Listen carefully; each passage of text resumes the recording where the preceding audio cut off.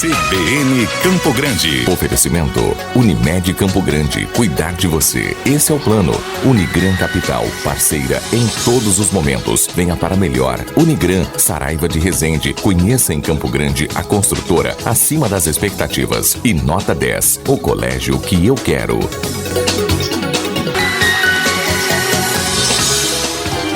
Temas como auxílio-doença, aposentadoria, salário mínimo e valores de contribuições para o INSS e pensão por morte sofreram atualizações nesse ano. E é importante que o segurado fique atento a essas informações. Sobre esses assuntos, a gente conversa agora ao vivo com a advogada previdenciarista Juliane Penteado. Doutora, muito bom dia, obrigada por atender a CBN e falar com os nossos ouvintes. Muito bom dia, muito obrigada pela oportunidade e espaço. Bom dia a todos os ouvintes também.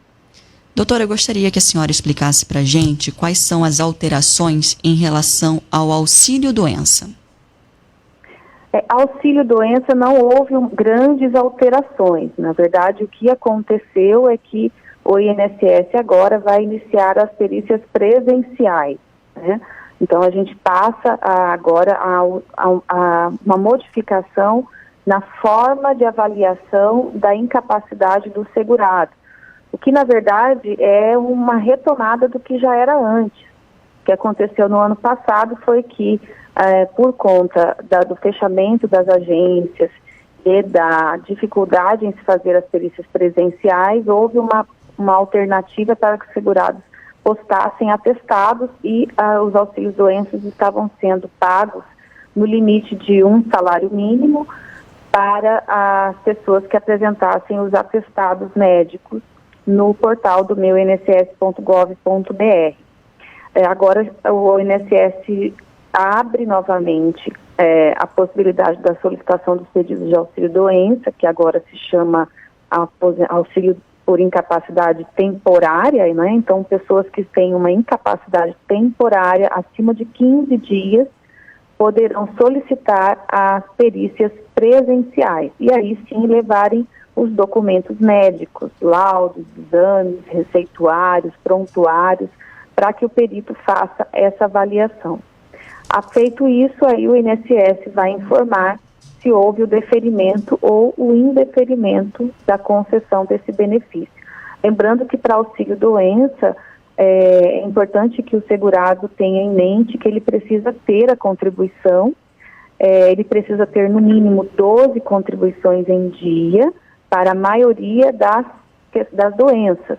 E essa doença, por si só, ela não garante. O que garante o auxílio é a incapacidade que decorreu desta doença. Além do mais, existem algumas doenças graves que não têm essa carência de 12 meses. Então, vamos citar uma delas, por exemplo, que é o câncer.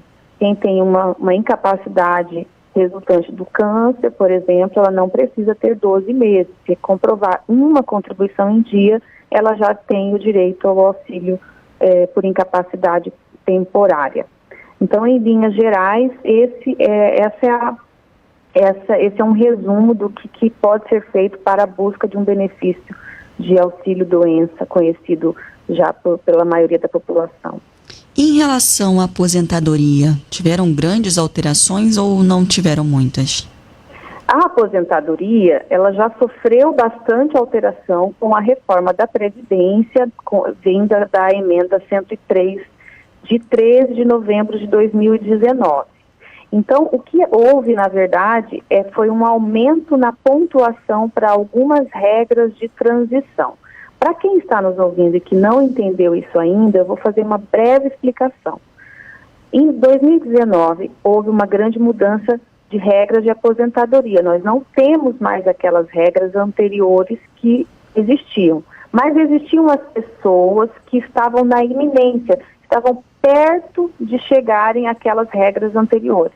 Para isso, a emenda constitucional trouxe uma série de regras, que são 5 regras de transição, que são exatamente para essas pessoas. Quem estava quase chegando a idade ou quase chegando ao tempo de contribuição, e aí veio a regra e mudou tudo. Essas são as pessoas que estavam na expectativa de chegarem ao direito, mas elas ainda não tinham o direito. Essas pessoas, elas devem ficar de olho nas regras de transição disponíveis, que a própria legislação pontuou como possíveis para essas pessoas. Nós temos 5. Dessas 5 regras, 3 sofreram modificação na virada do ano, de 2020 para 2021. Então, eu vou falar de cada uma delas. A primeira é a aposentadoria por idade da mulher. Por que só para a mulher? Porque quando veio a reforma, ela só modificou a idade limite para aposentadoria para a mulher, não modificou para o homem. Então, a mulher era de 60 anos, agora a mulher para aposentar pela regra geral é 62. Para o homem permaneceu 65. E devendo a mulher ter 15 anos de contribuição. Às vezes, aquela mulher que estava com 59 anos em 2019, ela vai ter que entrar na regra de transição. E agora, na virada do ano de 2020 para 2021, a idade, ela fica em 61 anos de idade. Por que isso? Porque a regra de transição que estabeleceu o ingresso dessas pessoas que estavam na iminência de atingir a idade de 60 anos, mulheres, ela vai aumentar 6 meses a cada ano. Então, em 2019, era 60 anos e meio, 60 anos, em 2020, 60 anos e meio, e 2021, 61 anos. No ano de 2022, nós atingiremos os 62 anos limite. Então, essa é a primeira regra. A segunda regra de transição é a regra da idade mínima progressiva. É uma outra regra de transição em que, como requisito, a mulher tinha que ter 56 anos e o homem 61 em 2019. Para o ano de 2021, a mulher tem que ter 57 anos e o homem 62 anos. Então, aumentou 1 ponto na idade. Isso veio estabelecido pela própria regra da emenda constitucional, porque ela disse, a cada ano aumentam 6 meses. Então, a gente vai ter que lidar com isso ainda mais um bom tempo, mais ou menos 2033, 2035, a gente ainda vai ter modificações no aumento dessas regras, tá? E a terceira regra de transição é a regra do sistema de pontos. A regra do sistema de pontos, ela diz assim, que tem que somar a idade e o tempo de contribuição mínimo. Esse tempo de contribuição mínimo, que seria 30 anos para a mulher e 35 para o homem. Na somatória, pela regra da emenda constitucional, uma das regras de transição, teria que ser 86 pontos para a mulher e 96 pontos para o homem. Isso no ano de 2019. Mas, a partir de janeiro de 2020, já começou a aumentar 1 ponto a cada ano. Por fim, nós temos aqui, para o ano de 2021, 88 para as mulheres e 98 para os homens, porque em 2020 já foi 87, 97. Essas são as modificações nas regras de transição para as aposentadorias. Parece muito confuso, mas o que nós temos que observar para o grande público é que tem que se seguir essas alterações ano a ano. E antes de solicitar qualquer aposentadoria, fazer uma avaliação com um profissional que vai orientar qual será de todas as regras a mais vantajosa para essa pessoa. E, doutora, em relação aos valores de contribuições para o INSS e pensão por morte, também teve alteração? Sim, nós tivemos também alterações. Primeiro eu vou falar da pensão por morte. A pensão por morte, ela não teve alteração no valor, mas ela teve alteração na duração máxima do benefício. Em 2015, quando foi feita essa grande modificação na pensão por morte, foi a Lei 13.135, que já veio originária de uma medida provisória, e lá já houve a modificação do tempo de duração do benefício para cônjuges, companheiros e companheiras. Então, se a pessoa sobrevivente, morreu o marido, o companheiro, companheira, esposa, quem ficou vivo, no caso esse dependente, ele não recebe vitalícia de forma vitalícia. Depende da idade do sobrevivente. Então, se o dependente, cônjuge, companheiro e companheira, tinha menos de 21 anos, ele iria receber só por 3 anos. Agora, com o aumento da expectativa de vida do brasileiro, a própria Lei 13.135 de 2015, ela autorizou que essa modificação fosse feita por ato ministerial. Então, por isso que foi uma portaria, foi inclusive no final do ano de 2020 que foi feita essa portaria, aumentando 1 ano a mais. Então, agora, ao invés de começar menos de 21 anos, começa com menos de 22 anos, recebe por 3 anos. Entre 22 e 27, 6 anos. Entre 28 e 30, 10 anos.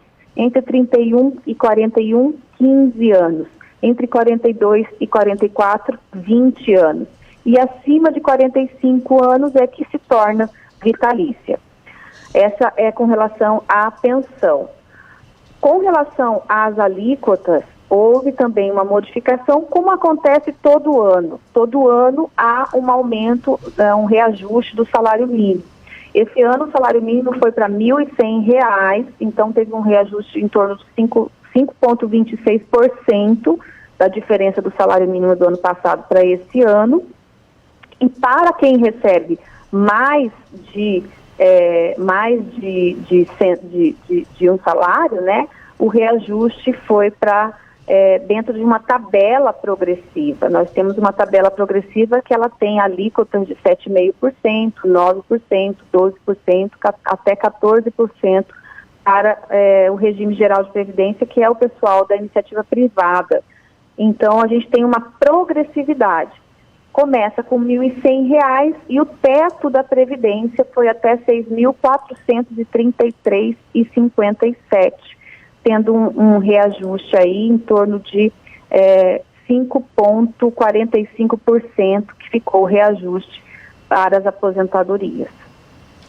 E doutora, para a gente finalizar a nossa entrevista, falar agora sobre a questão da obrigatoriedade da vacinação contra a Covid-19, gostaríamos de saber que caso o STF torne obrigatório a vacinação contra a Covid-19 e o trabalhador ele decidir que não vai se vacinar, o que a empresa pode fazer nesse caso?